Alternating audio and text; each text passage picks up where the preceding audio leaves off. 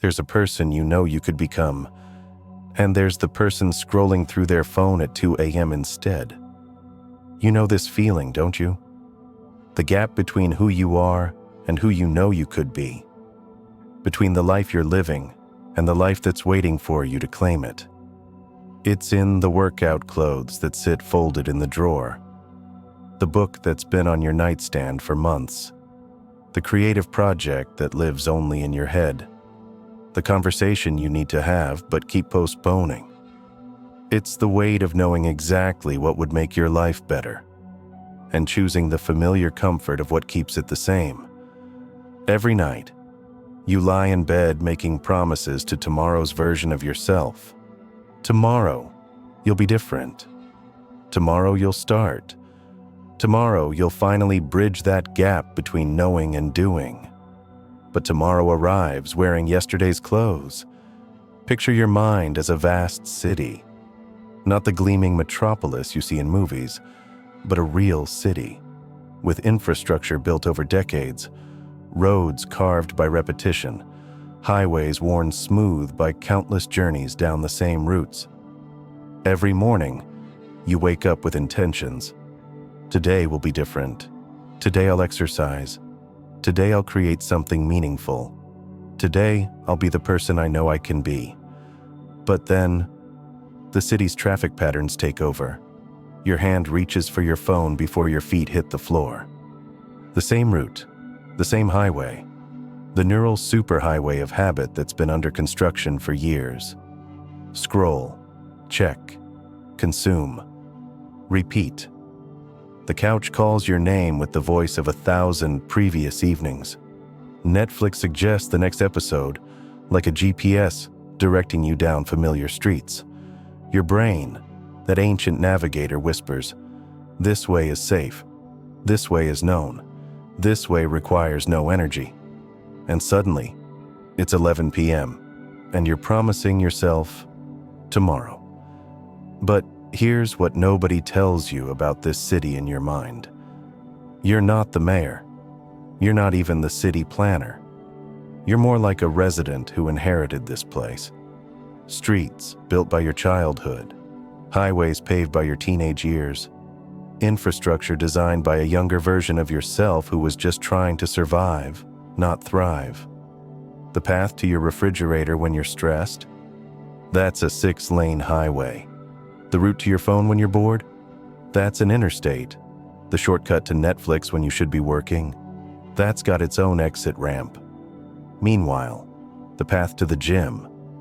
That's barely a dirt trail, overgrown with excuses and blocked by the debris of good intentions.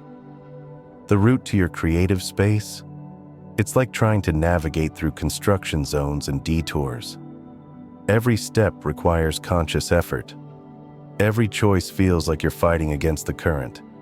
You're not lazy. You're not broken. You're not lacking willpower.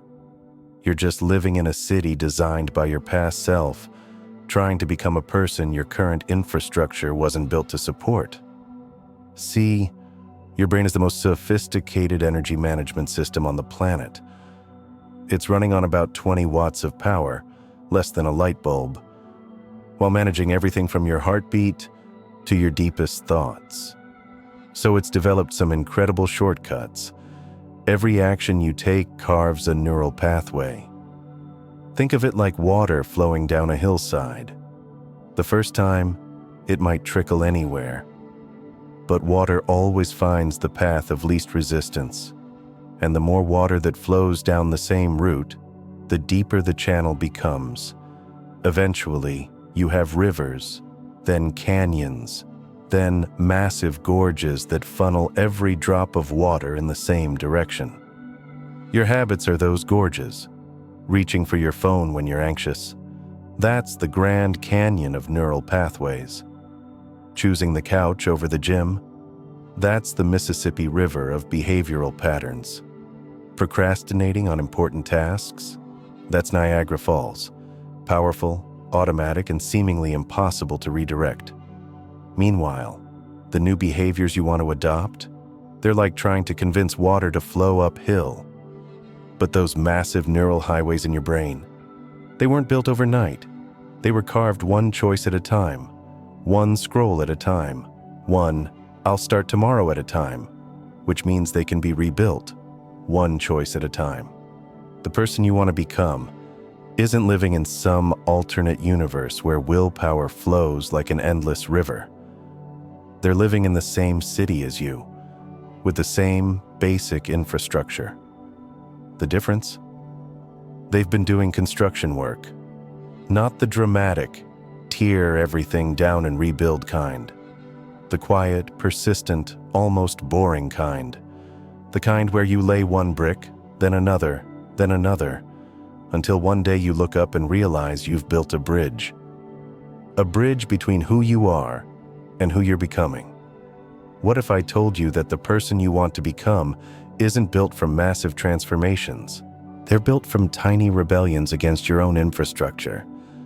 Every time you choose the stairs instead of the elevator, you're not just exercising. You're laying the foundation for a new neural pathway. Every time you pick up a book instead of your phone, you're not just reading. You're redirecting the flow of your attention.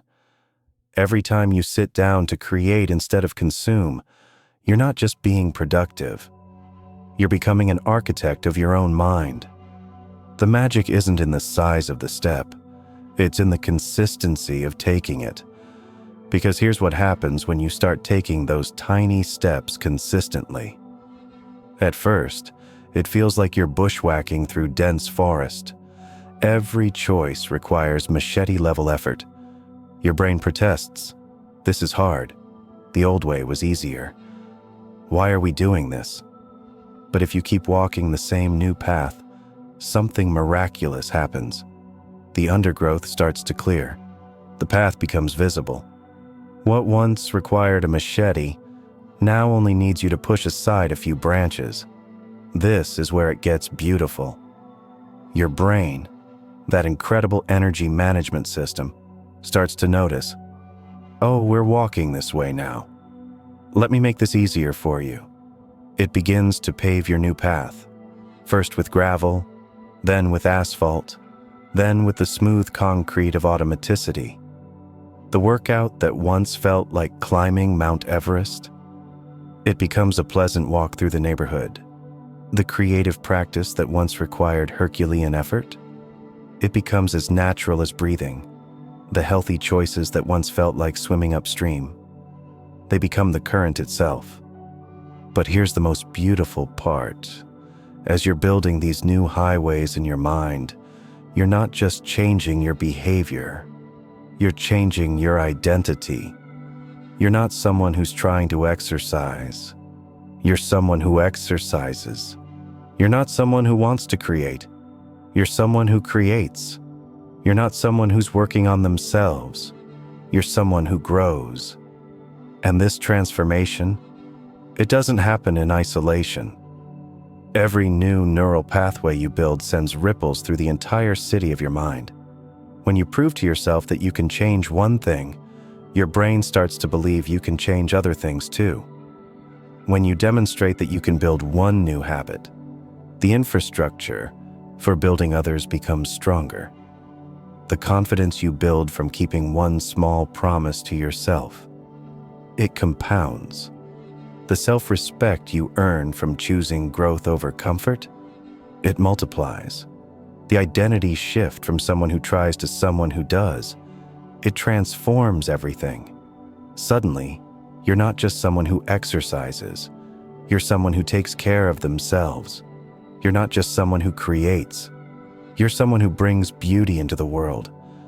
You're not just someone who grows. You're someone who inspires others to grow too. Because here's what I've learned about the space between knowing and doing. It's not actually a gap to be crossed. It's a sacred space to be honored. It's the space where transformation lives. It's the space where potential becomes reality. It's the space where the person you were meets the person you're becoming. And in that space, every small choice becomes a vote for the kind of person you want to be. Every time you choose the harder path, even for just 5 minutes, you're not just changing your day. You're changing your story. You're not just building new habits, you're building a new self.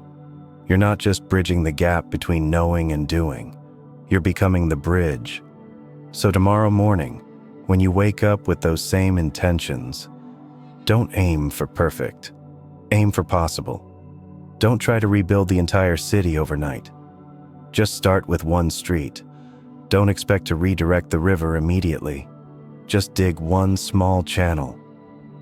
Because the person you see in your mind, the one who exercises, creates, grows, thrives, they're not a fantasy. They're a prediction of who you become when you stop waiting for motivation and start building infrastructure. When you stop hoping for change and start architecting it. You don't need to become a different person. You just need to become a little more yourself. One choice at a time. You are worthy.